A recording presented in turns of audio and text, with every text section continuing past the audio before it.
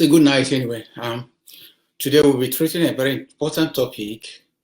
We try to touch around, what it means to be racist, racism around the country, Australia, Asia, even in America, Europe. Because, most of the Caucasians, which you call white, they are European immigrants. And some of the blacks are African immigrants. So we all mix up together here. We ask ourselves, is Australia a racist country? Then we also compare, because Australia actually is an Asian country. We also compare Australia with other Asian countries and see if there's any difference. We know that during the pandemic, many Africans in China, they were kicked out from their hostels, from their home. Some of them are forced to stay in the street, and some of the Africans leaders do nothing because most of them have borrowed so much money in China. They don't want to jeopardize that. So they prefer to sacrifice themselves than to rescue their people. This has actually led to many problems. Many youth Africans are just campaigning against Chinese. Is that all Chinese? Or does that make different Chinese in Australia? We Africans, are we racist? That's what we also have to look onto tonight. So, usually I have Ambassador Jeff, Cynthia, they will be calling in soon, but let me just have it down before they come in. Welcome tonight, guys, everybody. Welcome, Ambassador Jeff. Nice to see you tonight again, bro. And I'm all right, man. How you doing? Yeah, good, bro. You're highly welcome. Just like Cynthia is just swinging in, and welcome, Cynthia. Cynthia, you're welcome. So, guys, like today, Maribel, I'm here. So, how are you, beautiful one? So, as we continue, if you are joining us today, like during the program, we'll have a winner, people that will have to reach out tonight. So, if you're around Nigeria, we'd love you guys. We'd love to have you guys. So, if you are watching us, wherever, either now or later, anytime, just say thank you for calling in, and make sure, guys, that you are among those people that will probably win our today's lucky winner or something. Before we start today again, we try to touch on racism. While I was focusing in Australia, Cynthia reminded me that you need to think about Africa too. That we have to think about everything, brother. So I thought, let's look at racism. Generally. We think Australia is racist. Like I have been to some of the Aboriginal campaign about being racially maltreated. Okay, we also think about the Africans. I don't think when you think about Africa, Africa is different from Black America. A lot of big difference. So we think about the Africans. Are we racially abused? Are we racially maltreated? We think about I classify Australia as an Asian country too. We think other our neighboring country, Indonesia, Malaysia, Singapore, Vietnam. How are they treated? How are people treated in China? Okay, I came across a lady which I know very well, but I tried to keep quiet because she went to what do they call a citizen forum. She spoke about Nigerians in Indonesia. I know the lady very well. Her name is Asa. I know her very well.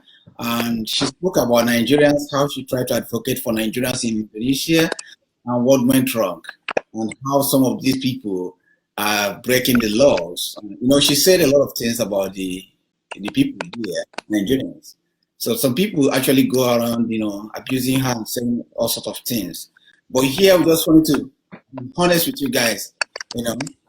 I've been to many Asian countries. I've been traveling now for almost 15 years, almost 16 years. So I left Nigeria when I was so young. I've traveled so many countries. So guys, so we have to tell you guys, if you haven't traveled before out of Nigeria, you have to pay real attention. Also, you should not be confused between somebody dislike you and somebody being racist. Because even I can see somebody I may dislike, that I'm racist against him. So we should just be careful with those words, So, Ambassador Jeff, let's come to this. Let's start with our home. We start with here, Australia, where we are now, before we brother everything down there. So, Ambassador Jeff, is Australia a racist country? What do you think about Before Australia? I go, I have to give the respect to the traditional owner of the land, Yeah, both past and present. yeah. Aboriginal, yeah. You see, racism is it's not a singular terms. It's plural. Before you address racism, you have to address yourself, where you stand. You see, Australia is a multicultural nation that gives room to everybody to excel. Before then, there were people occupying the land before the white colonies arrived here. According to history, there are a lot of history written about the indigenous people. According to history, about 750,000 people were originally here, and about 700,000 of them were slaughtered. Just they keep coming, and there were about 75,000 people left. That's according to the books I've read so far. I'm not sure if that was the real figure. So a lot of people were massacred. Colonialism is about occupying your land, and they will do a lot of things. So far, so good. To this present day, these people are still being discriminated against. If you take Queensland, for example, the Aboriginals or the indigenous people living down there, some of them doesn't still have a citizen right. They are scared to report their deaths so that they will not take their children away from them. So as a result of them, you see, there was a news that was circulating about 6-7 months ago that some were looking for a place to be deported to, and they were actually these citizens of this country. If you can't prove your state of origin, you might likely be detained. They don't care where you come from. So a lot of people have been to court to prove their citizenship. Those that cannot prove it probably be detained. So in Queensland, if you go to the Human Service or Child Protection, who have been found liable for misinformation, the misinformation in New South Wales alone, now they are trying to do reconciliation. A child you have not been with for about 6 years, 7 years, have been now being reconciling with their parents because at birth, right from their vagina, they just took the baby. They go and write a little bit of information that said either the mom was a drunkard or is a crack or whatever, abuser, cannabis or whatever. They will write so many stories there. And once you write those kind of stories against somebody, and the person on the other end thought you actually caught them right-handed, and they will take your kid away from you. That's a complete abuse of racial discrimination without giving prior notice. They just get it. It's this kind of things is still existing in this country. So far, I've done a lot of research because, as you guys know, I'm a criminologist, so that's what I'm studying. I did a lot of research to find out where these people in this country are standing. So racism is plural. It comprises of everyone that is here.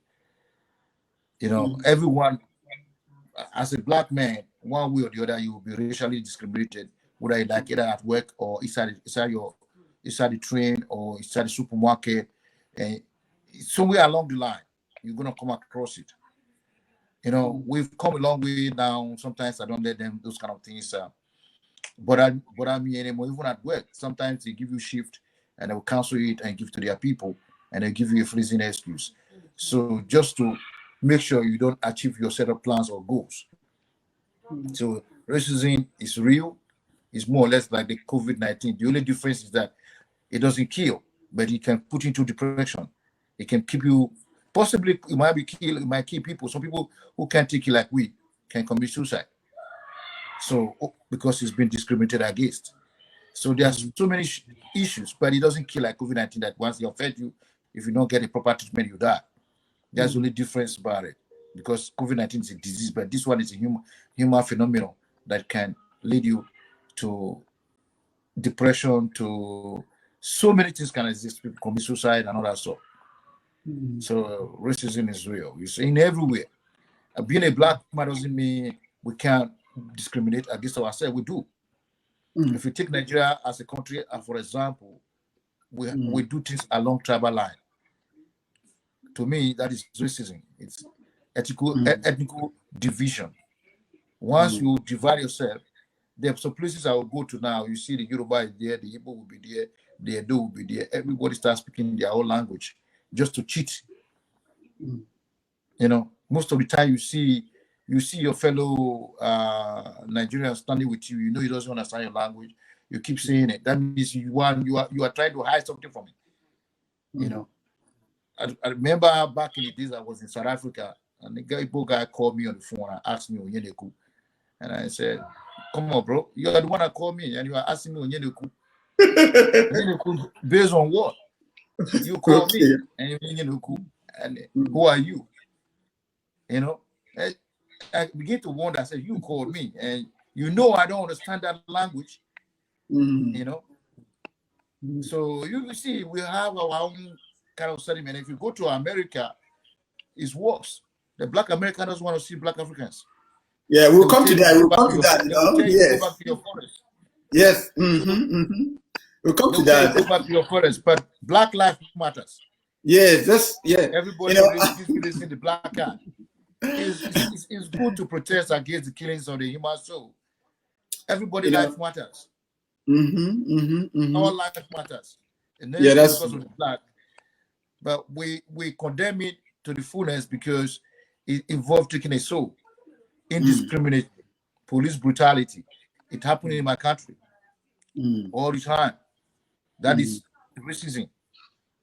Yeah, racism is, like you said, racism is something that I think we need to give racism more attention than any other thing. Because when you come across a lot of people, when they messed up or when they act ignorantly, you ask them why. At the end of the day, you find out what motivates them is racism. They may tell you that these people don't deserve it. Why are you empathizing with them, bro? If you go to their place, see how they treat our people, you'll be shocked how far racism, we actually think that's why, to me, racism is more than murderer. Anybody that's been, that practice such a thing, I like to associate myself with such a thing. If you come across a lot of people in a very foreign countries, you'll find the same thing. Like here we are saying in Australia, I was a bit ignorant until when I attend some of the Aboriginal rallies. So I've heard some of them speak, I was so shocked. What happened? But you also think yourself, is there any way we can move ahead? I don't know. It's very hard. The government of Australia have tried so many, skills, so many ways to introduce laws that, any racial discrimination, you have to face the justice system, They try to protect people, but people still practice this inwardly. Yeah, I can tell you before, a friend of mine, like I did say it in this program before. A friend of mine is an ambassador for peace as well. He was discriminated against because he went to the rally. The landlord cut off the Skype, cut off the telephone, almost gonna lock off the water because he went for Black Lives Matters. So the landlord was going to forcefully evict him.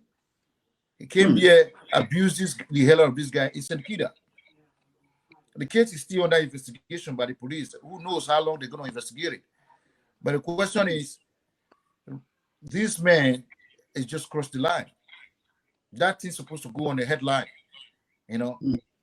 So it's on YouTube, But the fact is, let me take you back to Indonesia. I was in Indonesia 1996, 97. Okay. The first time we arrived in Indonesia, it was very good. To be frank, as I say with you. Yeah, I'll come in there. Yeah. They were very, very friendly. They see us like alien. They never see so clean black before. Apart from the Americans, sometimes they meet them. But when we came, you see a lot of huge crowds were going with us. All of a sudden, things begin to change. So many things are going to happen that you hear that is police shot somebody dead on the other end, police shot this person down on the other end. Are you guys feeling love?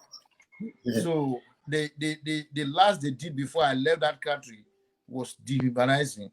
They shot this guy. He was driving. They shot him and put semolina on his mouth and call it drug.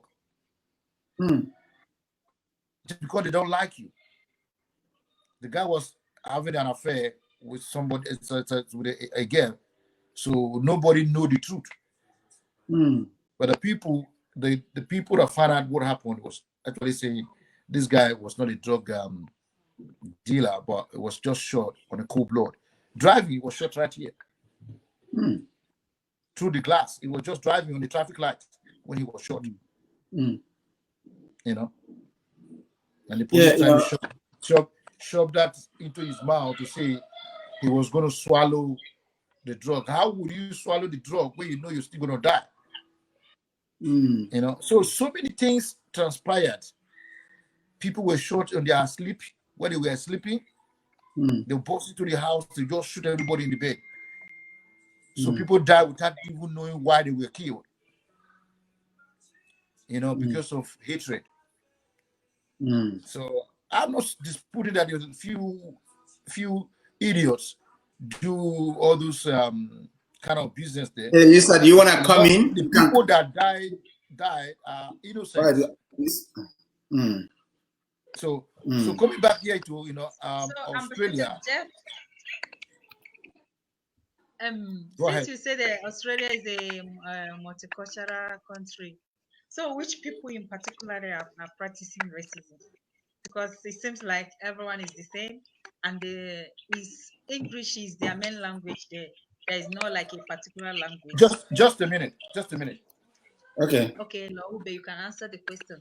There is no like a particular language. Unlike here, we have Zulu, Xhosa, and there you people speak only English, so everyone seems to be one. Which people in particular? To me, race.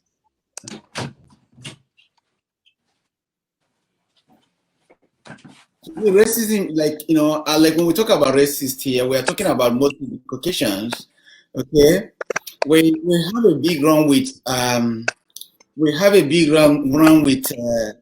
other Asians. We know that. To me, how they say China wants to have the world power, and then I'm so scared of China having the world power. When you talk about racism, you talk about the Caucasian, which is the white himself. A lot of white here, they wanted to change. Like mostly the new generation want to change. But the other ones, they try somehow to show their racist character. This is something that can be indirectly, maybe by work, where you work, like I just said, they will try to drag things out from you. Or maybe if you're playing football, when you come to football, you know that airfare. Can I answer that question on the screen? Okay, you go on. Yeah. So there's All-Stars Brett Woodford said, can you give example of racism witnessed towards the Aboriginal in New South Wales and South Australia? Now, like I said before in the beginning, according to research done here, if you go to human services, in New South Wales and check the record, you discover that a lot of people have been sidelined, their kids being taken away from them simply because they call them alcoholic. They just give them a fleeting excuse. But right now they are trying to reconcile all these children back because the you know how we here in Australia as a Nigerian, we have a body like the statue of Victoria. The Aboriginal also have the indigenous community. They have a leader. So when they were doing all these things, their leaders were not communicated to. In most cases, the women are not even aware. Their husbands are not even aware. But because they want to collect these kids from them, they just go and do it. In bed, the hospitals, they can come to your home and collect your kids and write a letter and say you are a drug addict. you can't look after a kid, your children nicely. So as a result, they take your kids from you. That is the discrimination against the Aboriginals or the indigenous Australia and New South Wales. So the record are there to find. You can Google it and check to the Human Services or Child Protection. You will discover that they are now trying to reconcile the children back. Some of the kids are already 7 years old. Some are 15, some are 8, some are 9. See, these kids have not actually met their parents. So they are now trying to reconcile them together. You know how it's going to take long. For you don't know your parents, you're more likely you become a foster kid. Coming back to your parents now, it's okay, this is your father, a man or a woman that you have not met you didn't even grow to know for 6 or 7, 8 years or 10 years. They find it difficult to readjust, you know. So it's a big issue in the New South Wales child protection, and it's the record out there. So it's not like that we're making it out. But Jeff, I was so worried when they have the outbreak of some of, maybe let me just use it, most of the background Sudanese and Somalian, all those African guys. The way they are African Australian, the way they tag them, the way the media tag these people, African gang and all those things, you see the stigma. You just say, okay, yeah, I'm just okay, you go for it, yeah, okay. You live in Melbourne. I become an ambassador for peace because of these issues we just talked about. So we talk about the African gang. They call them the APES. I will present one of them. They have like 6. Somebody sent to me 6 when I present this program. Somebody sent about 6 gangs to me and said I should talk about them too. Yeah. Yeah, the Islanders as well. I forgot the name they call these people. I did a research on him. I happened to stand for the Black voice. I defended the Sudanese most of the time because, one, if you are a basketballer, you are an Australian, you are a Black Australian. If you are a footballer, you are a Black Australian. But when something go wrong, it becomes South Sudan, it becomes Somalia. You can remember there was a time the Somalia have issue with the nuclear power plant some times ago, and they were all arrested and jailed up. That was the first issue that came here before this gang of a thing. I wouldn't blame these people. Sometimes, you see, the issue is connected between the government and the people they brought in from Africa. Now, you brought these Sudanese people in from South Sudan. Their parents have these kids right here in Australia. They ought to be called Australian or Black Australian. That is what they want. They don't want to hear that word Black Australian. So they refer them as South Sudan or Sudanese, But the question here is, they brought these kids here. They are already traumatized about the war zone they're coming from. You can't expect them to just adjust.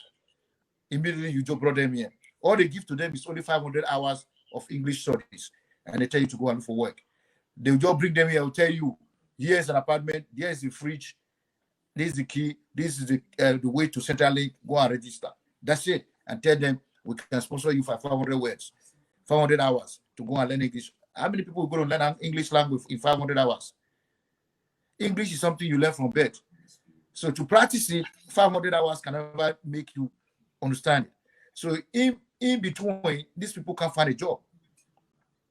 They don't have the education. They don't have the technical ability to express themselves because their English is not sound. 2, they have the temperament. They're easily agitated. They get angry because when they're trying to explain themselves and you are not understanding them, they get angry. Because they tell them, oh, get to Australia. Australia is the heaven. Once you are here, whatever you want, you get it. At the time they arrive here, a lot of these people fall by the wayside. They could not take it. So you rely on $400 a fortnight on income, cannot pay rent. A lot of people start committing crime. Secondly, their parents don't speak English. And most of the kids that are born here can understand. They speak English perfectly, some of them. Some of the Sudanese are very, very educated. Trust me, They have master, they have doctorate degree, some of them. But the bad egg among them that is giving us all the bad name are those that depend on Centrelink. They don't want to work. But because the government did not give them enough foundation, they crash landed. But that is why you see Apex gang, then they start hijacking cars. Hijacking cars, if you don't have a buyer or you don't have a motivator, all those crimes cannot be committed. You go hijack a car, somebody's going to buy it from you. So that is where the police came in. But the media blow it out of proportion as well. It was less than 1% of the entire black people or the Sudanese community that were committing this offense. But if you go to the Vietnamese community, the white community, you discover that they did not make a fraction. But China 7 blow everything out of proportion. Yeah, that's what I'm saying. Make it as if it was the sky falling down on all of us. Even today, especially one of the ministers was saying that Melbourne, you cannot go to Melbourne at night because you'll be attacked by African gangs. We don't say minister. We always make sure his name. It's Peter Dutton, the immigration minister, who said people can no longer go to restaurants. For security. Yeah, we have to. The name is everywhere. It's on the newspaper. But yeah. He said that the people can no longer go to a restaurant at night because of the at night in Melbourne because of African gangs. Because of African gangs. It was a bluntly lie because our premier here, Andrew, kicked against it. It never supported his idea. The commissioner of police here said it was a lie. Yeah. You can't be in Canberra or in Queensland detective for Melbournians. Melbournians, what is happening? Yeah. Just to hype it.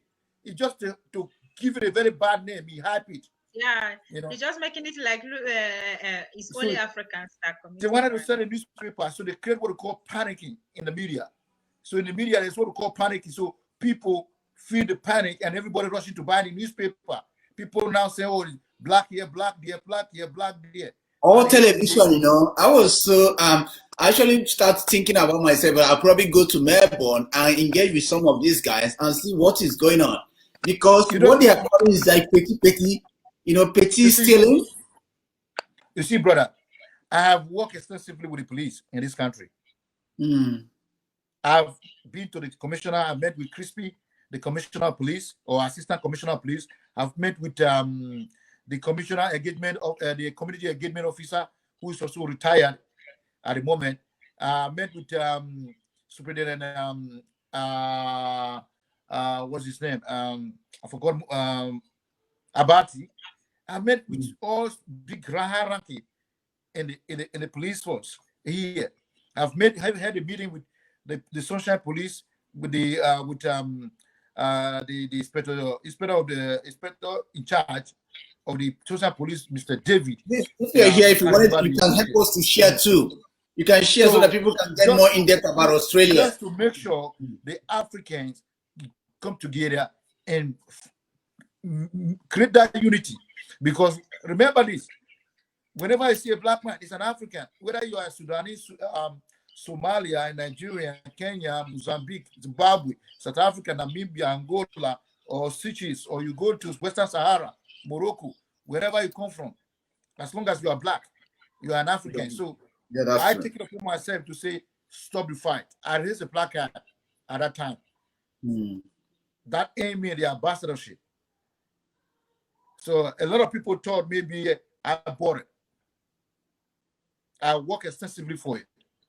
So because of the COVID-19, everything kind of died off, So sometimes people say COVID-19 is a disaster. Sometimes it's also good. Somewhere around. So all these criminal gang that were just moving around the street are not finding it right to sit in their home. We don't hear about them anymore because they're scared to die. I can't see you, Cam. If I can see your Cam, I will let you in, Lisa. It's still dark. Okay, guys. While we are doing this, we have another guy inside this thing. It's one of us again. We welcome Lisa to us while we discuss today about racism, guys. Make Lisa welcome. Hi, Lisa. Everybody, you're looking good. Can you hear us? Okay. Yeah. Okay, we have Ambassador Jeff here. Yeah. And then we have Cynthia. What? The one on top is Ambassador Jeff. And the one down is Cynthia. Okay. And I myself. Thank you, Lisa, for joining us. Welcome. How are you? Yeah. Doing well. Doing well. So we are just discussing about racism in Australia, if Australia is still racist and things like that, you know. So you talked about. Yeah, I can hear you. Yeah, you talked about. I can hear you very well. Yeah, okay, me, I can hear you too. You talked about the one in New South Wales. You know, if you can elaborate on that one, we'll be very happy to, Lisa. Yeah. Okay. I'm doing well. Okay. I think there's a bit of a delay between us. No, it's okay. We can hear you clearly. Okay, we can hear you clearly. If you can go on, yeah. Just yeah. We can hear you clearly. Can you hear us? I got you. Okay. Cool. Yeah. So. Yeah. Now, that's a lot better. Are you kidding me, Lisa? What? Well, so I commented about a few examples I saw of racism towards the Aborigines. Now, my only real experience with Aborigines was in South Australia and New South Wales, and that was part of doing some voluntary work for my church.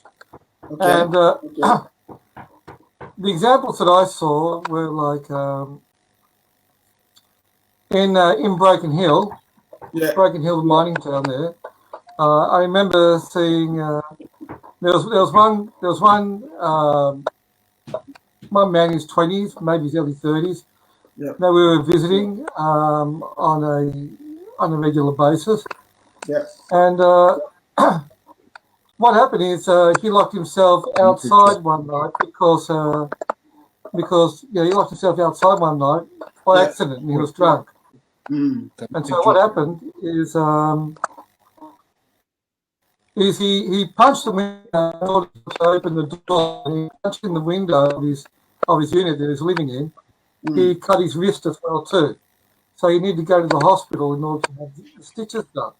Wow! When he got to the hospital, okay, what happened is instead of believing what he said, that he punched the window, locked himself out, and that's how he cut his wrist, they said automatically that they automatically deduced that he was trying to commit suicide. So because of his cut wrist, they said he was trying to commit suicide. Instead of him trying to break into his own place. No. You know, so that's what I saw. That was one of the examples I saw of right out racism towards Aboriginal people. Another example that I remember as well is I just remember this was back in the very early 90s in Australia. And in South Australia, New South Wales, the general attitude and feeling towards Aboriginal people was much like abos, you know, quite a common one. Abos, the abos sort of thing, you know. And people always consider them to be like young people or you know, jobless and so forth, you know. And I just remember they didn't give them any credit for any, you know, I didn't think they'd have any education or make anything of themselves. The people that I came across, musically talented, so they could play the guitar and they could sing better than I can. I can't sing. And so I saw that. And the other thing as well too is I see someone who was like in the community that he was living in. He was doing a paid job of putting a water filtration system for his people in a community close by to where he lived. And so that was his paid position. But, you know, the general attitude of the people was like, they see them getting drunk on the street sort of thing, like, you know, having a ball and so forth.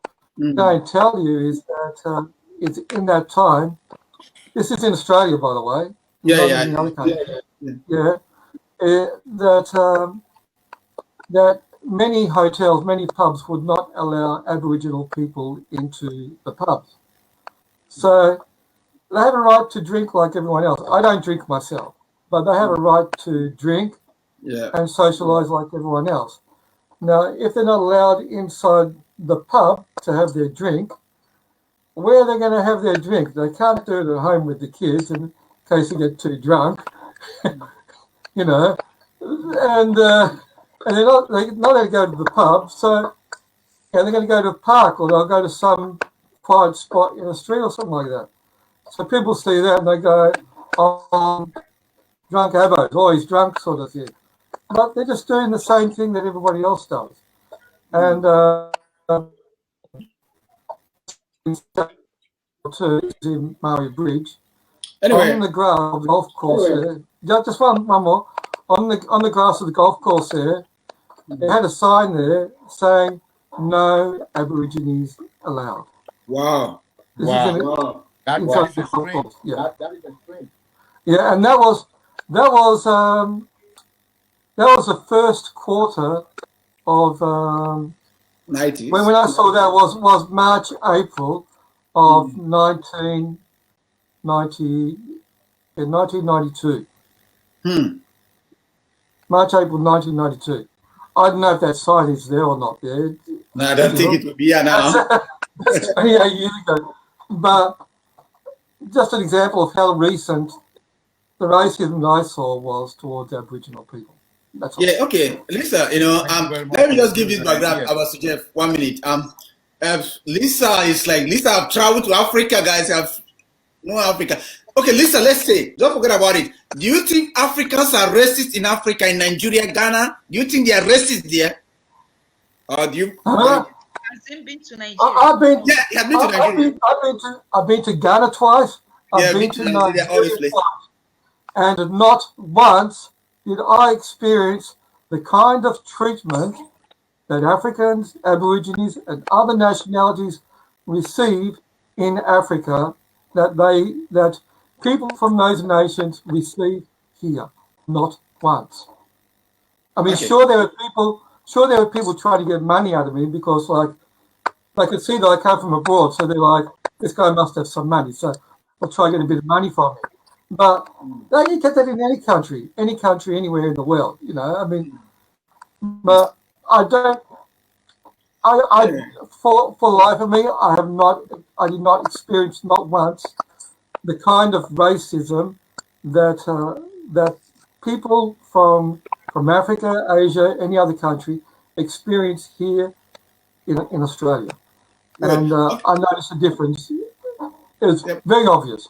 Yeah. Okay, cool. And Jeff, you yourself, you have been working with youth. What do you think about what Lisa was saying about this racist? Do you think what they do to Aboriginal also affect us? We are blacks, and most Aboriginals, they are blacks, I quite agree with Mr. Lisa, because you see, as a black man in Africa, they still see the white people as the first class. Yeah, well, we're not first class. Whether it's the first class or not, we respect the white people. Yeah. If between me and you, if we submit an application to get a job from American Embassy or Australian Embassy, we both have the same qualifications. This I won't believe that's true, In Nigeria or in another country, even in Nigeria, they would prefer to employ you first. Yeah, I remember going to. So, because we have that sincerity in respecting the white people, we believe in genius. Yeah. That is why you see sometimes South Africans with secondary school certificate are being called expatriates in Nigeria. Yeah. They're not qualified to do the job, but because of the scheme, they give you the job. They believe you can do it more better than the one who have a certificate. And that mentality,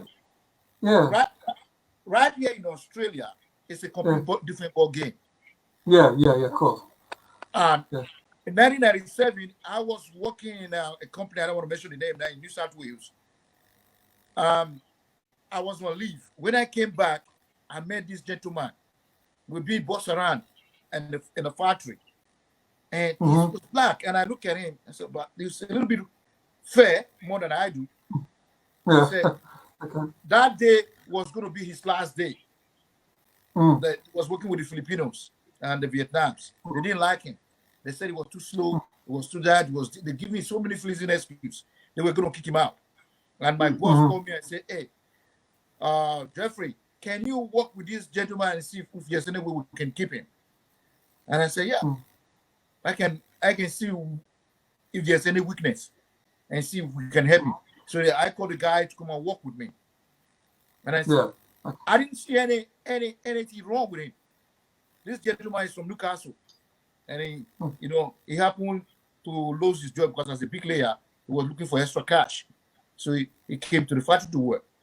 I mean, someone that is eager to work, he got the energy. He worked with me. I teach him what to do, and he do everything perfect. Then when I went back on holiday, at the time I came back, he was sacked.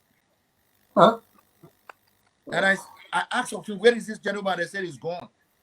He's too lazy. He's still there. I said to the manager, I said, no, the guy wasn't lazy. He's already be rejected because of the color of skin. And then I said, look at how many black in this place we are working.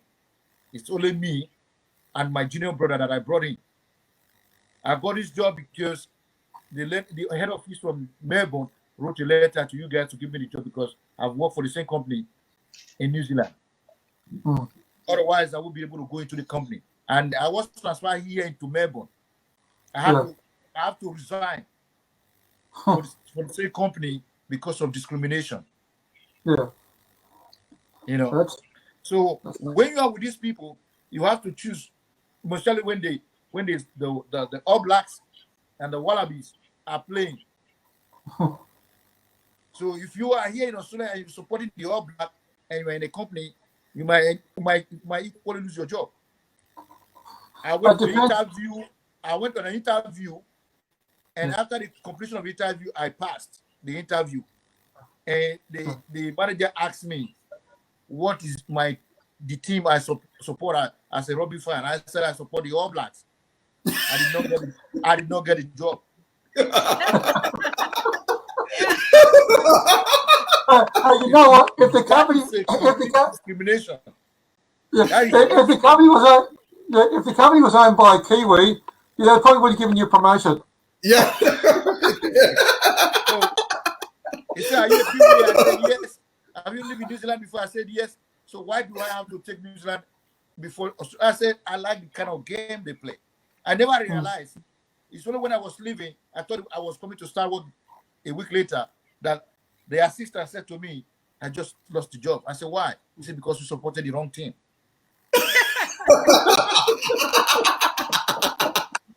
It was. I was. It's not good. It's not good. That's just bad. That's very bad. Like, oh my God. It's what it is. Lisa, what we are saying. Which state was that in? Here in Melbourne. Seriously? What is it called? What is it called? This area. After Blackburn. After Blackburn. Mitcham. Blackburn, yeah.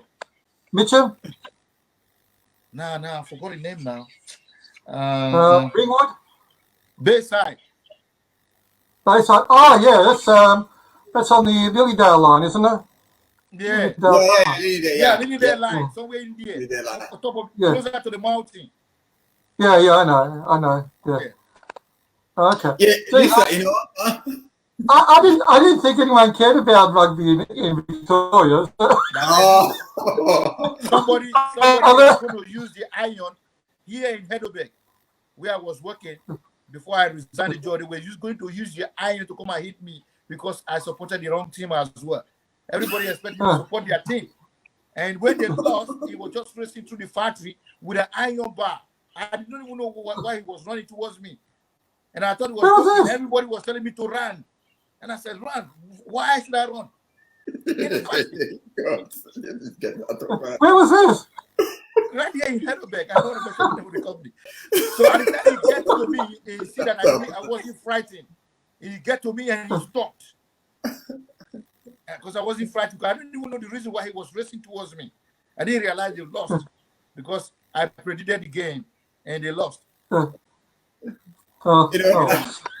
Let's come back to this again. So that's what I call it. Racism is plural. It affects nearly everybody. Everything is there. Everything. Even your mentor. Even in a family, you can dislike someone. That is a racism, discrimination.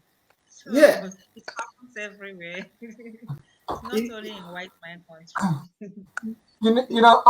I have 6 brothers and 2 sisters, and as much as we all come from the same mother and father, we all have very different attitudes. And yes. That is the view and aspiration of everyone. But you can't satisfy everybody. But doesn't make you a racist. The fact that you cannot satisfy, then people get angry with you.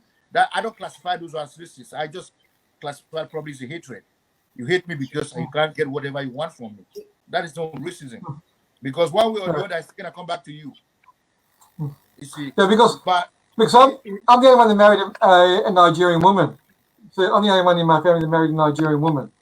So that's where I see the difference in attitudes from my different family members. That's all. Okay. Now, it's happened everywhere. It happened everywhere. If you go to somewhere like Singapore, you're going to come across, you would rather give, the people will tell you, rather give a spaghetti to Singapore and they will accept it, or noodles, than accepting you as a black person. In 2002, I tell you, some of these people, let me just be this way, some of these people, they started well, but later they start misbehaving. In 2002, I was in Singapore. I was going from Orchard Road, a place they call Orchard Road. I was going from Lavender to Orchard Road. I know Orchard Road. Yes, Orchard Road is where you get a lot of foreigners, people from different places. So I'm just going down Orchard Road that afternoon. It's a shopping center environment. So yes, very beautiful. Then I took a train, and young lady is sitting behind me. She just closed her nose that way. She hold her nose. Man, I was like, I look at myself. I'll just keep quiet. I thought maybe she have like sneeze or something like that, Then the next one came. Somebody get up. Immediately the person moved. Then she shift that way. The next person came to me the same way. They did the same thing, Then I had a gentleman. Yeah, I just had a gentleman. Maybe India. They just call you orangutan. I don't know. So the man was telling me. Yeah, I was like, when I look at the young, you don't understand the language. I look at the young lady. I look at her. I say, "What is wrong with you?" She said, "No, I shouldn't talk to her." I was like, "Oh my God." That was my first time to experience such a thing in an Asian country. Anyway, it happens to me in New Zealand. I catch a bus. So why are they covering their nose? I don't know. They reckon I smell. They reckon that I smell. An African man, I smell because I'm black skin. Wait. So when she get down in New Zealand, I think it was my second week. I just arrived in New Zealand back in 2001, and I was inside the box, and I had 2 girls behind me. These people, from the time I entered the bus to the time we're gonna drop, they abused me throughout the whole journey. And they didn't realize that everything they were talking, I can hear everything. At the time we dropped at a bus stop, they were also dropping, and I heard one of them. Then I started questioning them. That everything they have been saying, we have a camera in the bus, they can replay it. That I'm going to call the cops. And they said, no. The other one said, please, we don't have paper. If you call the cops, they're going to get deported. And I said, you didn't realize that when you were abusing me. Now you are scared you're going to get deported. I said, you better you get deported because this place doesn't belong to you. You cannot jump in the bus and call me black this, black that, black monkey. You call me monyet. Monyet is monkey. Oh God. Orangutan Bau. That means the black man is smelling. Oh God. So they didn't realize that everything they were talking, I can hear it all. And they're saying they were excited and laughing and smiling, as if they were reading a book. It's unfortunately, I haven't been discriminated by Caucasian before. I have so many Caucasian. That's why sometimes it's hard for me to judge. It's hard for me to find out if white person is racist or not. I haven't faced that before. No, but I've seen. I was once married to a Maori lady, and it happens that some of the sisters or some member of the family, all of them will never accept you. You understand? They saw it as their sister is lost or their brother is lost. Why? What did he find in this black man? Why is he going with the black man? Or why is the black woman going with the white person? So vice versa, they're going to think maybe he's going to collect your money, he's going to do this to you. So many things were going on that to the point that I didn't realize that my ex have used their internet banking to transfer money from their trust fund and spend it. So then I bought a brand new car. Oh man. So they thought it was the money I spent in buying the car. So they invited me to come to their house with my ex. At the time we arrived, one of them was saying hit him, the other one was saying wait first, let's question him. And I was oh God. I was like, the other one was saying just destroy the car. And I thought, so their father is a retired Navy. The man is a very, very nice man. He said, no, don't do anything to the car. You have to ask him question first. You know, and then ask them, what is the problem? Why you want to do something to my car? Is this the reason why you guys have invited me here to destroy my car because you had to buy a new car? You know, then the man said, no, this is what has happened. And I said to them, the better they deal with their sister and find out what she do with the money. And this is my first time I'm hearing about the money. I never heard of anything about it. So if there's anything missing from your account, it's completely different. I'm the one giving money to her. So you better find out. Then if you put your anger on my car, you're just going to end up going to jail and you still fix the car. That is property damage. And they were all shocked. You know, they never expected that. So guys, if you are watching us, if you want, you can bring in your question now. We can answer your question if you bring in some, okay? Keep going. So as a situation of this nature, we are always going to be at the receiving end, irrespective of how qualified, how vast you are. A black man will always remain a black man. And is one of the reasons is our African continent, all the presidency, from the little councillor to the end of the governing bodies are corrupt. They don't care about your citizens. Let's take this for example. If anything happened to Australia in Nigeria, Australian government will respond. But if anything happened to a Nigerian in this country, Nigerian government will not respond. They will not even count you as a citizen existing. You should see the diplomatic process. And secondly, Australians mine everything from Africa. How do you find an African government that is investing in Australia? From housing to every other infrastructure. So you see the trade is not balanced. So if anything happens to you here, you are on your own. If the embassy will not even come to your rescue, if somebody just say you are a criminal, the embassy is not coming to investigate whether it's true or whether they are wrong or right. So that's one of the issues we are all facing. So that's where the racism is very, very difficult to tackle. If every national is respecting their citizens, fighting for their citizens, there would be a little bit of element of at least people would desist from it.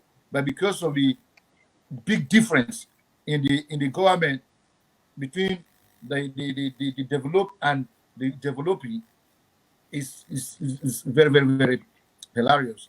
Okay, Cynthia. We all treated. Yeah. Okay, Cynthia. You also come across people there. Do you think that the whites are discriminated? Are you guys segregated there? You come across white people, they mingle with the black there? Come on. Not really. White people always practice racism here. They like to do their own things. Even in a school like this, you see a school where it's particular for white people, and you take your child, a black person, and go and register the person there.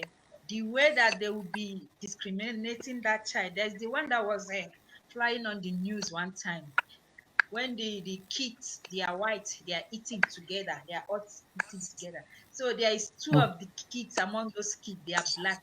They just separate them from those white people and give them their own chair to go and eat, while the rest of the whites were eating together. You can see, imagine practicing the racism even on a kid. So it was something. Even the whites, they like to stay alone. They like to go and live far from the black, the suburb. They don't want to at all mingle with the white people, even in the office. So I think it is something that is imbued within white people, and couple that. It's not. Lisa is here. It's not. It's not imbued. I think it's having it's something they learn.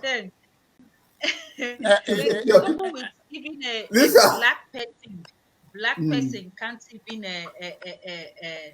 know that this is my fellow black. It's a tradition. Yeah, it's not just only about the white. It's not just imbued. This is different. It's not only just about the white people. That's good. Let me put this in a nutshell. It's not about the white people alone. If you are a guy, you going with the white. Yeah, that's what I'm saying. Couple with a black person. You see that time they're having a xenophobia. He's black on black. In Nigeria is going out with a black South African girl, and you walk with her in the street. If you're not careful, they could murder you. They're not happy with it. The Kenyans are not happy because they believe the Nigerians are taking the black girls, taking their beautiful girls away. The girls will tell you, sorry, we like the Nigerian girls because they treat us very good. Whereas the black South African will punch the head out of them. And they use them as a training tools. So as a result of that, the Zimbabwe, Angola, Kenya, South African, they discriminate a lot when it comes to going out with their girls. Yeah. Apart from Zambia, Malawi, Zaire, and Tanzania, that is a little bit moderate. I've been around in those countries. I know them very well. Swaziland is very, very difficult place as well. At 5 o'clock, that is when you are in Mazini, you don't see anybody. By 5 o'clock, the city is empty, and you could murder you in the street. So the life is very fragile in most circumstances where you see it. So that is when I see that when I first arrived here in Australia, I see the way they talk about the indigenous people. I felt disappointed that a black man in his own line is discriminated against without providing the social amenities for them to excel, and they be relegated to the backyard.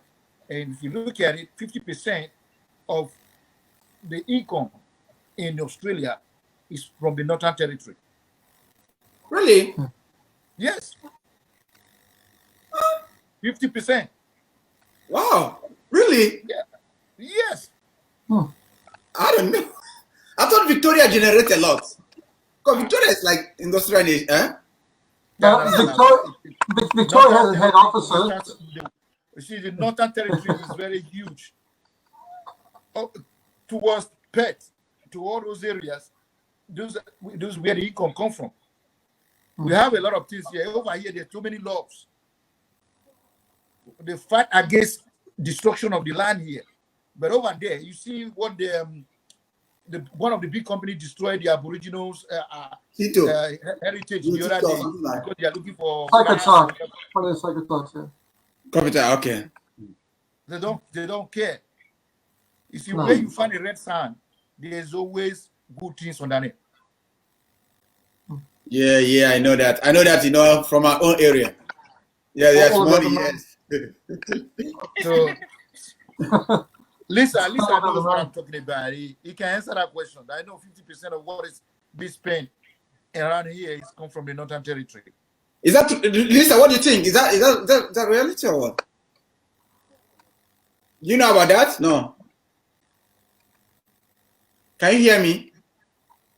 Yeah, he can hear you.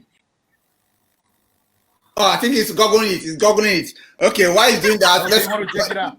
He's not checking it out. So he's googling it. So, anyway, but Jeff, like you're saying now, let's go to first time when I was in Asia, I was in Vietnam. Is that? I went to Malaysia first in 2000, right? Is it 2000 Yeah. or 2000 on 1990 or something like that? I got it. It was a nice area. I never visited the place. Visa expired. Malaysia was a nice area. Like I went to Kuala Lumpur. I first went to Johor because just right from Singapore, you just cross over. You cross over to Johor Bahru. So which is sometimes Johor is like Singapore actually. Then which is sometimes you have to go to Kuala Lumpur. Yeah, I went to Kuala Lumpur, and I found Malaysian people very friendly. That's before a lot of people start coming in to do. No, Malay is very friendly. People in Malaysia are the black Indians, and they will call you yes, black men, and they are darker than you know. So you find that why am I saying this? They are also being racist against. Black Indians are being brought in there from India by the British colonies. To do the slave work for them. Then when they are leaving, they gave them citizens of Malaysia. See what happened now? They are always being held down there. So when they saw you, you become another threat to them because you came to take the job they do. So you understand, just like Black Americans, sometimes Black America, when they see the Black African yourself, they actually fight you. They are the more racist one to you than the white. Yes. The Black Americans. Even so what happened is that when I get to Malaysia, they were so friendly. I went to Kuala Lumpur. I spent my time in Kuala Lumpur. But later, when people start coming, a lot of stuff goes in. Our boys, some of our people, African people there, they start messing up, some get into criminal out. That makes the government to start offering the law, start bringing things against them. Then before you know it, the people begin to resist against them. Now, that one I talked about hatred. The hatred himself comes to help the Chinese Malay. The ones that are more racist are the Chinese Malay. But they have Chinese Malay too. So before you know it, then the whole thing just hook up. Both hatred and racism hook up. The Africans there and the Black Indians there, they are in trouble. Even Malay, there's a time Malay, they refuse to give the Black Indians their passport, their Malaysian passports. They still hold them as a slave. They hold them for some time. Yes. If you go to Singapore, they have Indians. Some of them run to Singapore. Some of them that live close to Johor, they run to Singapore. Which today they benefit from Singaporean passports. But we still find out that those countries, when you talk about all these countries, I think China is the most racist one among them. When I went to Vietnam, we are actually the first blacks that came to Vietnam. Vietnam on the street, when they saw you, like you say, on Indonesia, when they saw you on the street, they will call their people, they will run to you. Yeah. Thinking that you are Black American. First arrived in Indonesia. Yeah. I had a friend of mine, those days when these people think that he's a Black American, he went to the market and bought a fake chain. You know how they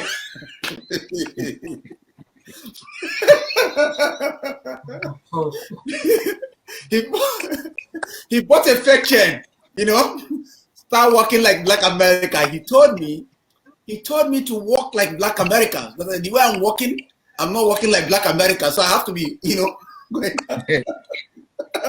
Yo. Yeah, yo. That's it. Yo. God. But along they were curious because Vietnamese is the only place America lost their war. America lost their war in Vietnam. When you go to Cu Chi Tunnel, there's a place they call Cu Chi Tunnel in Vietnam. They celebrate their war. That's where they bring John McCain. You know John McCain? That's where they bring him down. I know him. That's where they bring him down. If you go to Vietnam, they will show you where they shot him down. They show you where they captured. I know the people that won the war. Vietnamese women won the war, not the male. The women won the war. So up to today, the women are very strong. But what we are saying is that when you come the first time, they look at you guys, they empathize with you guys. But when some people start engaging in wrong things, then the hatred later turn to racism. You understand? The hatred later turn to racism. That's what we are facing today. It spreads so fast. Those days when I was in Singapore, because I was the first black guy in Singapore. In Indonesia, when things went wrong, they started using catapults to shoot us while we were on top of their bike. Oh God! Because they think we are Americans, because they were thinking we are Americans because they don't like Americans. They use catapult as a black man. They think we are Americans. The bad one from Bandar, those ones they are extremists. They call them the Baltic Muslim also. They are very extreme.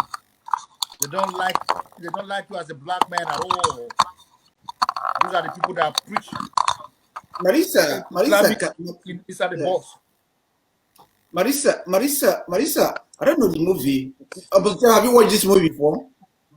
I don't know what movie is that.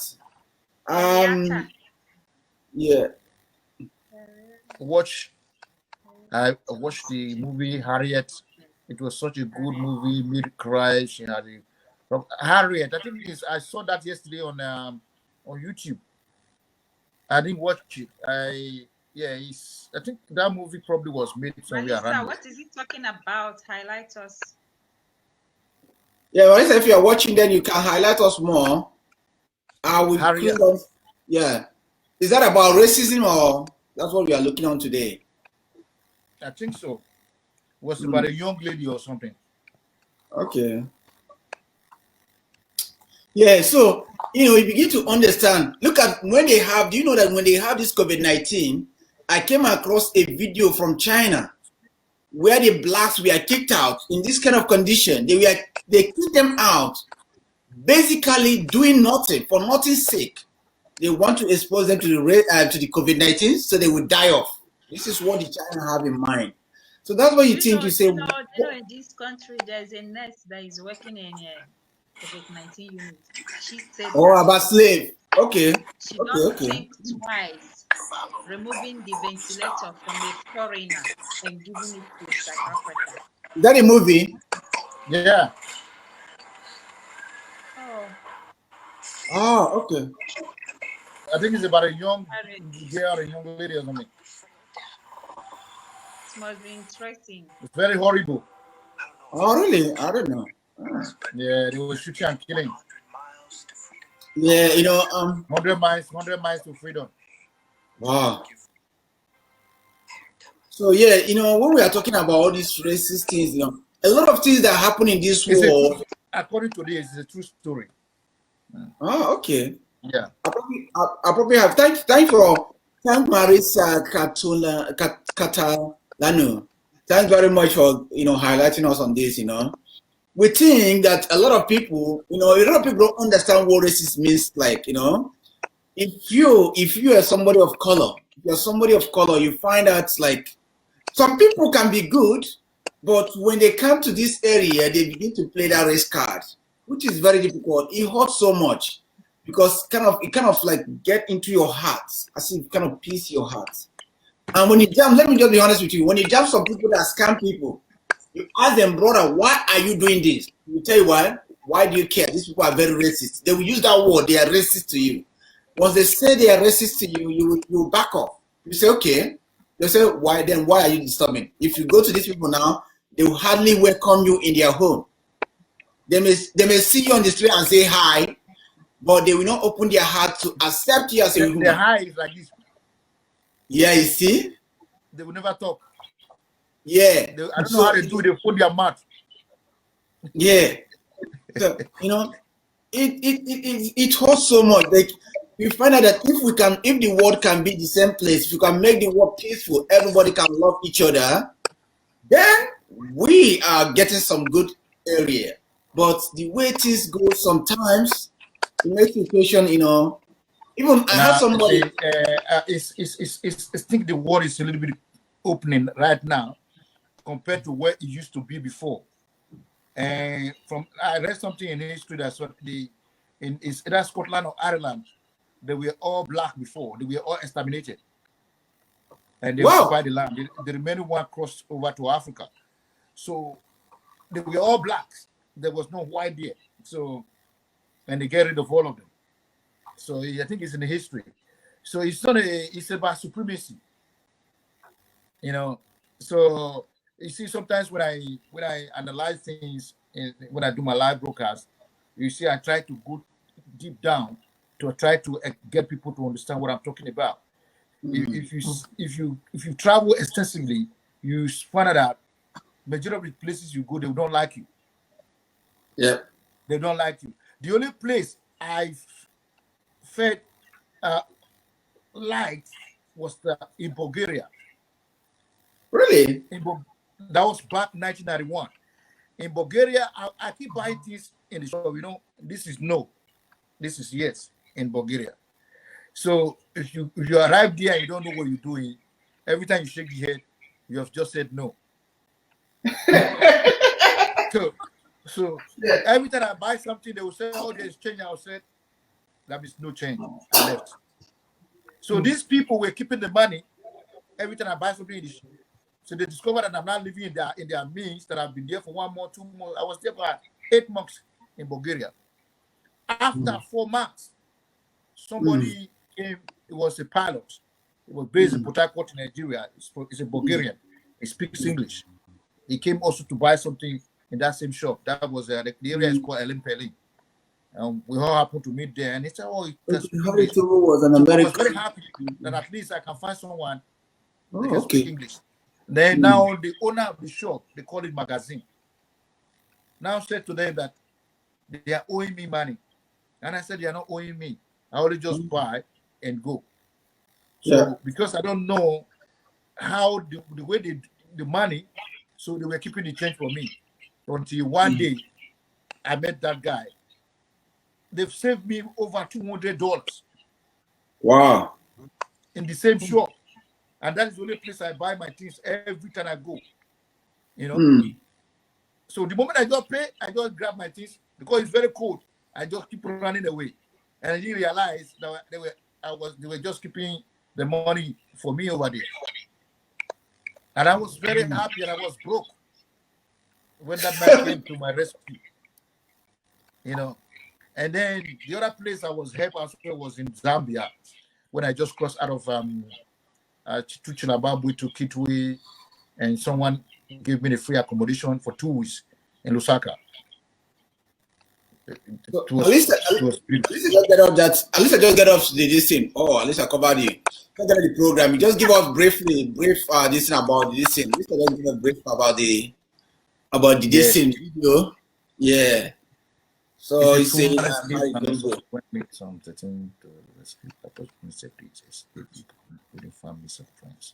Oh, it was about a slavery. Yeah, the one Melissa was saying. Yeah, it's about slavery. So the thing has to cover you guys' face, Yeah, sorry, the thing has to cover you guys' face just for a minute. Yeah, sorry about that. Yeah, wow. I just googled that now. No, that's all. I just googled. Yeah. Are you guys starting with me, or someone is leaving me a message? Huh? I think someone left me a message. I can see it from here, but let me see if I can open it. Okay, yeah. So yeah, it's so like what you're saying. Like we live in a world that we think that we knows better, but I think all race have something to give in this world. Like we have flowers, like we have the flowers, we can actually build together and work together and make things happen. But when we keep going different ways, every time fighting each other. Like, last time we have Black Lives Matters. We talk about that. But, the African American, when they saw African, they were kind of hatred and racist. They're also thinking about going to Africa. When you go to Africa, it's different ball game entirely. African culture is different from American culture. In America, I saw some of the women, older women fighting on the street. I say Africa, we don't do that. It's hardly you see our women fighting on the street, wearing their clothes and speaking all this thing of go to hell and all those things. It's hard. It's hard you find all those kind of a thing. A lot of things that we need to understand here. In Australia, we can do better. Australia now is becoming more multicultural, which we are more, opening up to things. People are being held accountable on when they discriminate against you. They can only do those things. They can only do those things in hiding, because if they do it where you understand, you can take the case up. Then everybody will start shouting that we want equality, we want justice for you.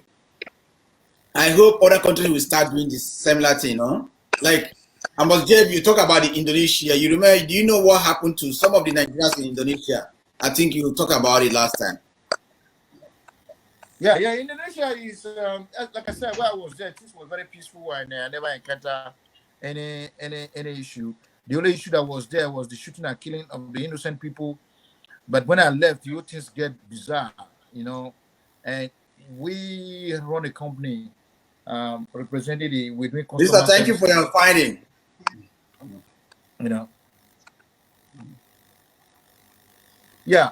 The situation there in Indonesia right now is so critical that I see people jumping off from the story building because of the police went to go and raid the building, and there was people that were living in that building. They don't have a resident permit. He was scared of being deported or being arrested. He jumped off the story building and took his life.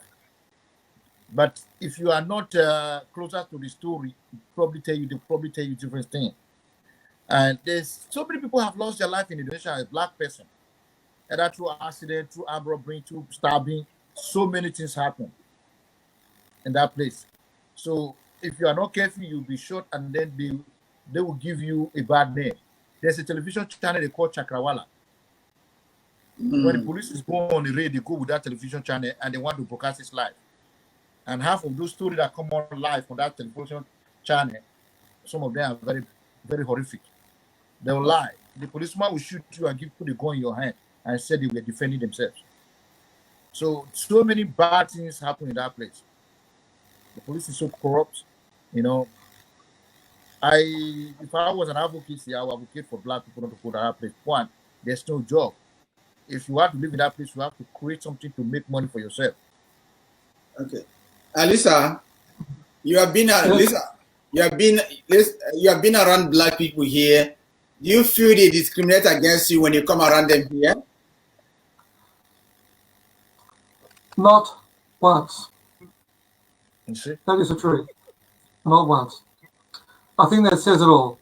I mean, and the other thing is too, is I do, when I come across a black person who hasn't met me before, at first there's a bit of hesitation. There's a bit of hesitation, a bit of like let's see what this guy's like.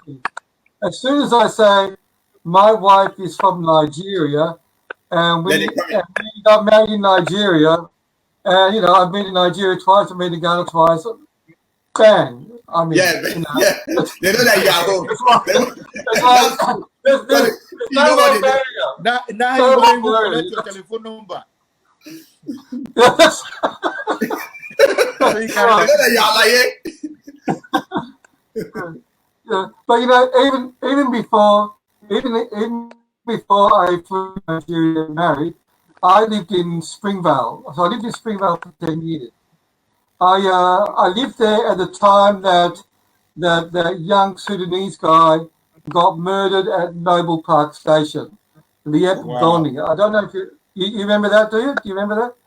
No. The only one I knew about was the one the dog murdered the baby. No, not that. No, it was Liep Goni. He was a teenager. He gave cheek to a white guy who was racist. Okay, and he and his friend ran after him, hunted him down, and murdered him at the Noble Park train station. But what happened? What happened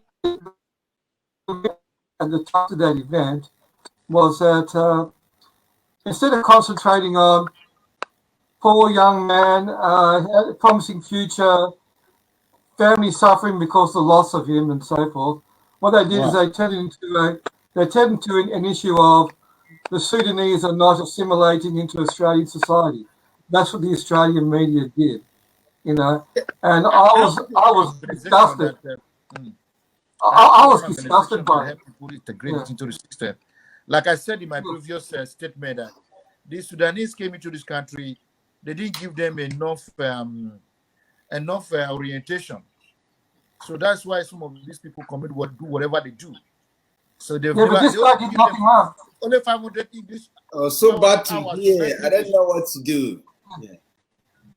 So I don't know how this guy did nothing. English speaking in 500 hours. Yeah. That's all they were giving to But, them. you know when they bring the media, when they, like a few years ago, when they was creating media attention about Sudanese bucking up in the city and so forth. I worked in the city most nights of the week. The temporary taxi rank that they have on Queen Street between Collins Street and Burke Street. Yeah. I worked on that. Okay? Sometimes, some weekends, I would work on that. So after midnight, they closed down Queen Street, and I'd work on that. And there would be like about 3, 4, maybe at the most Sudanese when they've had too much to drink and they're fighting each other. You know, and the women hit the men just as much as the men hit the women. You know. Yeah. You know, when they're fighting. And one of us is like, when I reported about one incident in the suburb, they said like 250 Sudanese involved in a fight sort of thing. Normally they go in a group. They go in a group, yeah. They go in a group. You touch one, you touch all of them. That's what's going to happen. Yeah. So you can't believe the media when they tell you about things that happen. No. It was because Peter Dutton take it overboard. That is why everything went out of proportion, and it will start telling everybody that because of the black people, the white people can no longer go to eat in a restaurant. Yeah, that guy. I think Peter Dutton shines his head too much. Yeah, but you see, the other day he has coronavirus. People said he should go to where? To the refugee camp somewhere. To go and be saluted. Because the way he handle issues. The way he handle issues. We have a question there asking what is the originating cause of racism? Yeah, but where do you think racism originates? I think racism originated from America. From America? America probably started the whole issue. And don't get me wrong, the British contributed a lot of it. You know, after they colonized America, America fight back and take their land off there. And between the Red Indians and the Aboriginals in Canada and the Aboriginals here, British orchestrated all of them. But the black issue started in America when they came to take the black Africans to go and work in their sugarcane farm. And also, I want to blame the black people for that because the white people only came to ask for manpower. They were not asking for slaves. When they came to ask for manpower, instead of them to tell them how they were making their artifacts, they now sell their brothers and sisters. Okay, 1 minute. Guys, you guys know our time is running much faster. At least 1 minute. Our time is running faster. So we'll be clear. Huh? Yeah. Let me say something. I see two reasons for racism. One, ignorance. The other one, greed. So yeah. So when somebody wants to have something you have, they'll say bad things about you. They'll mistreat you and grab whatever you have. You know. Yep. Ignorance and greed. That's all I say. You know. Yeah. That's what. Guys, when we are running, we just have like 10 minutes to go. But Cynthia, how do you see racism? What do you think? How do you see? Where do you think it originated from? From the white man land. Are they not the one that is using black as a slaves? Yeah. So it originated from there. They started treating the black people because we are not same color with them. So all of a sudden, when one thing about black is that when they start their own, it's West. Now even black people even do it more worse than the white people. I don't know how I'm going to place this. But if you just imagine here in South Africa, there's a nurse who is working on a COVID-19 unit. She said that she doesn't think twice. Removing afraid of unknown. It's because of racism. Okay. Yeah, it's because of racism. Removing it from the foreigner but South Africa. And when they ask her, why are you doing so? Because you people are all blacks, you are one. She said no, they must go back to their country and receive treatment. Wow. So Yeah, but you're gone. That is very sad. Yeah. You see, just look around the world and see. The Bible will all used to preach and teach. Because if you look at the whole law that is guiding the world, it started from the Bible. The Ten Commandments. That is where they draw all the laws from. Every nation, they draw the law of the Ten Commandments to create all these laws now that we are not multiplying every now and then. But from the African perspective, if you look at the way where Africans have come from, you begin to wonder, why are we still poor? And we blame everything on the white people. You see, if you look at it, King Solomon is an African. David is an African.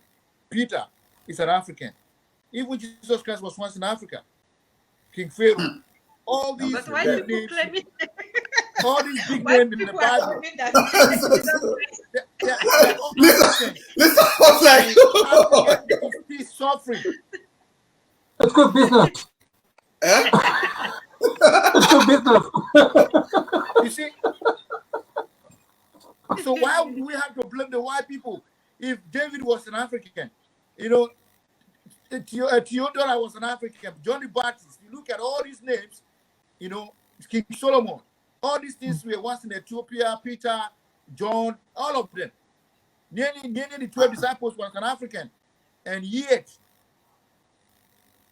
black men. To be honest, I did not see them being South African. I didn't see anywhere landmark in the Bible that tells me they are South African. But I won't say this. They are South African. I said they are African. No, they say an Okay, African. yeah, the Africa, yes. Someone is an African. David is an African. Yeah. All the heritage, they were all African. Peter died in Libya. Yeah. Peter, I had it too. He died in Libya. He's an African. So when you look at the whole context, if you check, the majority of the names in the Bible are Africans, and yet African is behind. That's why sometimes I ask myself, who did this to us? So where did the hatred start from? Is it through King Pharaoh, or we have to blame the West? So if black people are all Africans, so and all those people in the Bible are African, where does the white people originated from? See, The Caucasus Mountains. if you treat the Bible very well, The Caucasus Mountains in Europe. If you look at the Bible very well, it did not differentiate. The Bible did not differentiate the color. The color, yes. Nobody know the actual color of these people. People were saying the first Roman Catholic priest was a black man too. Let me just say this thing. There's something we don't understand. And we asked about the house. One of my friends is sitting watching. He's talking about the Roman Catholic. Anna Osei. And how are you? Happy New Year. Hey, Happy New Year. Happy New Year.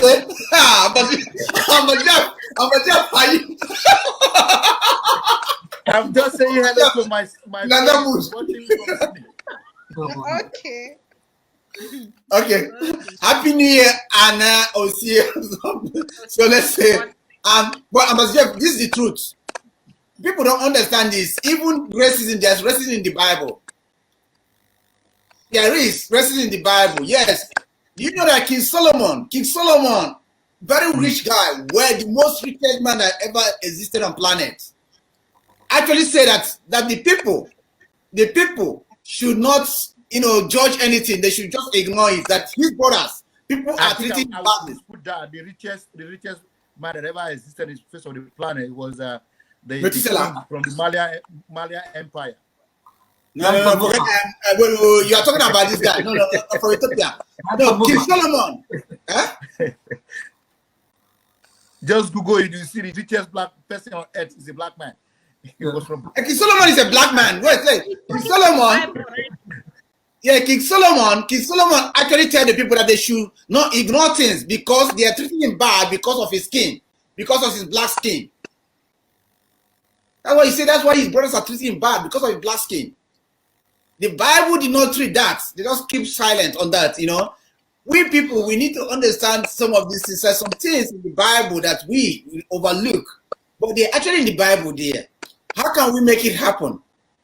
When you're thinking about racism, racism started from England, between the Irish, Scottish, and the other English people, which they still fight it today. They still fight up to today. That's weird. They are the first slave. Not Africans are not the first slave.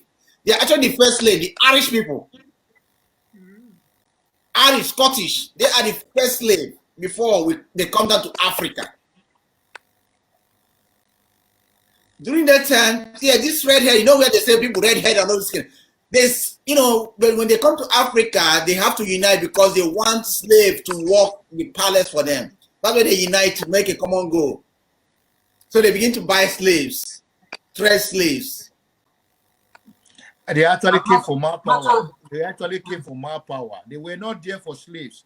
The black man sell his people to make money, trade by barter. Yeah. Yeah, it wasn't that. I wouldn't blame the white people. When the white people discover they don't value themselves, then they take it extreme. It was a black man that said his people. Yeah, the English was, you know, people, we Africa, we don't understand. We always say that Africans were slaves. But when you talk about the slave, the white people first, you know, then they came to Africa to take the blacks. Then they use us. We are the one that we get ourselves, because what happened that the black people, they came to sell their people to make money. Okay. So that there's a question for you. There's a question for you. But there's a question. That the English was taken by the Romans in the ancient world. Yeah, that's true. But I see a question about English, you know. I think the English have been there, Romans Empire. I'm not sure about that anyway. But I think the English have been in this business for a long time. They have been in the business of slave for a long time. That's what chased these people away. That's what chased Columbus away to discover America. In the Roman Empire, if you look at it, the rod of staff from Moses was an African rod. And yeah, when you're talking about Roman Empire, then we have to go back to Greek. We have to go back to Greek. This is where the history begins. We have to go back those areas, begin to find about slavery. A lot of things happens, but let's just where we stop today. It's so hard to find out. But the truth is that nobody is racist. Racist is being taught by parents. If you have children, you begin to train them that, you know, differentiate colors. Begin to tell them that you are more superior than this one.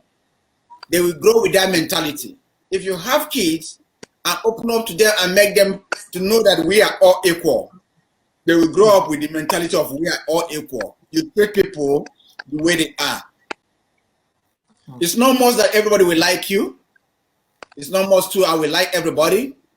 But that likeness, that's dislikeness is different from being racist against. Racist. You are very, very right. Like you said, in this part of the world, you see, poverty is a different ball game when you talk about uniting your kids and bringing things together. In this part of the world, you have enough to eat. You can encourage anyone to listen. Back in Africa, where they don't have enough to eat, it's difficult for you to bring all of them together. And someone is going to go and sell pure water in their head. You see they have a hole in the middle of the head. And you think when you do that kind of person that is already agitated from outside, people slap him, steal his money on the way coming back home, he will never listen. And so, first of all, to treat racism, Mr. Sebo,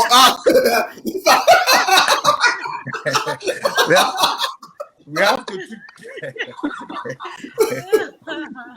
yours is money.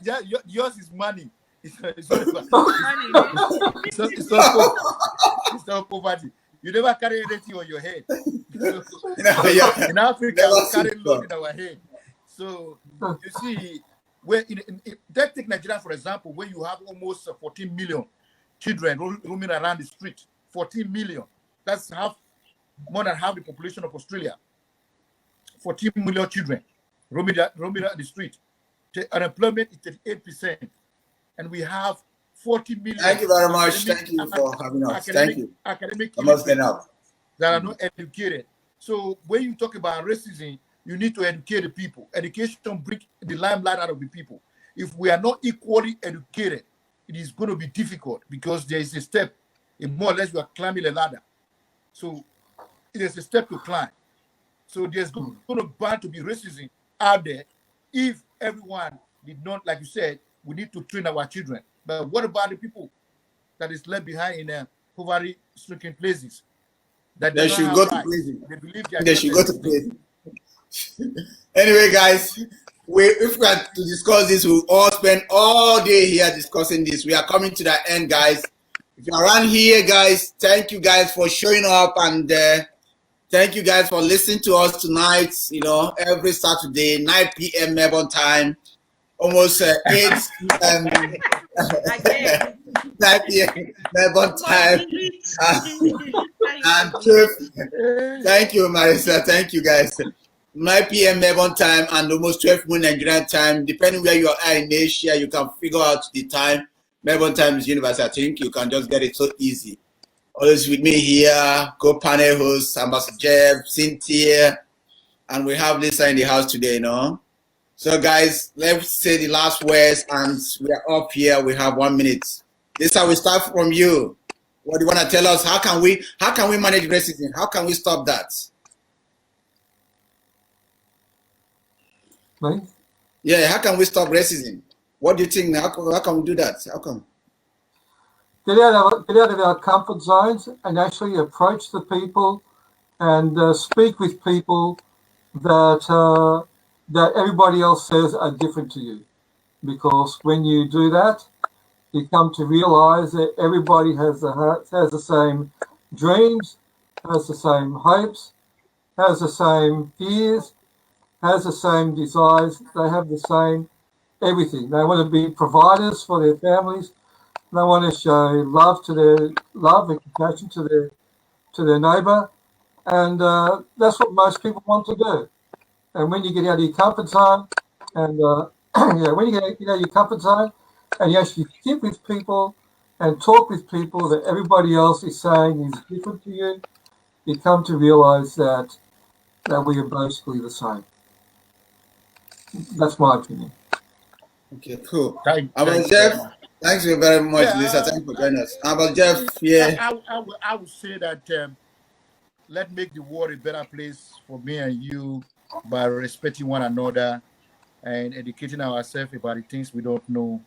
When someone talks to you, try to listen, even if you don't agree with that person at that particular time. Try to take 1 or 2 words away from there, because at the end, the life we live is what we make out of it. So I hope for the best, and wherever you guys are watching, I say thank you guys. We will be back again Saturday with a different topic. Thank you, Cynthia. Well, just thank you very much, Cynthia. And you, what do you think? Yeah, just need to love one another, just like others have said. You know, just love one another, respect one another. When we talk about love one another, even everyone, including the government, including the whole country. You see the issue of this country, they feel like they're superior than other. They restrict you. They don't want to give you paper or some other thing. Other thing is something that we need to look into it. Even the government, they should set a panel for that. Because when we are talking about racism, when others are restricting you from entering their country, even when you manage to enter, and then they won't give you a job. So the government should try to do something about that. And within ourselves, we should also love and respect one another and abide by the rule. So I think by doing that. Thank you, Cynthia, for your contribution. God bless you. Thank you, Cynthia, very much for your contribution. Thank you guys for being with me tonight. Every Saturday, this side, if you got a time, we come in. So guys, Saturday, 9 p.m., we have 2 hours program with ourselves. And if you like some African music, I will normally start my program with dance.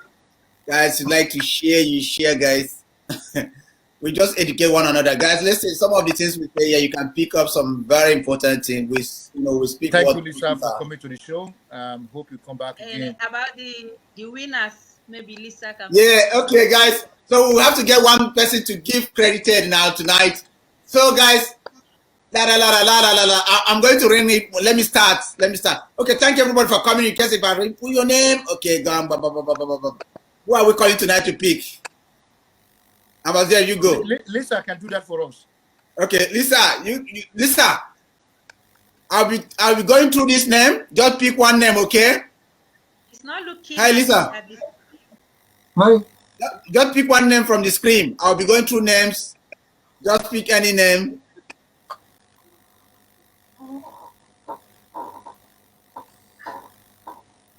Fred Sonny. Sonny. Okay. Okay, Fred Sonny.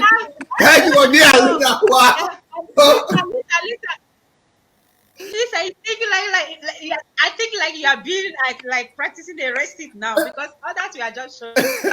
Okay. Fred Sonny, you are a winner again. Just pick immediately. Anyway, guys. You think that is a kind of racist? So they did not pick your guy. Eh? They did not pick my guy, yes. Okay. Take heart. Dry your tears. I just like his comments. That's why I picked him. That's why I picked Fred Sonny. I like his comments. That's why. Yeah, no problem. Fred Sonny, you are always picked anyway. Congratulations to you. Congratulations, Fred Sonny. May God bless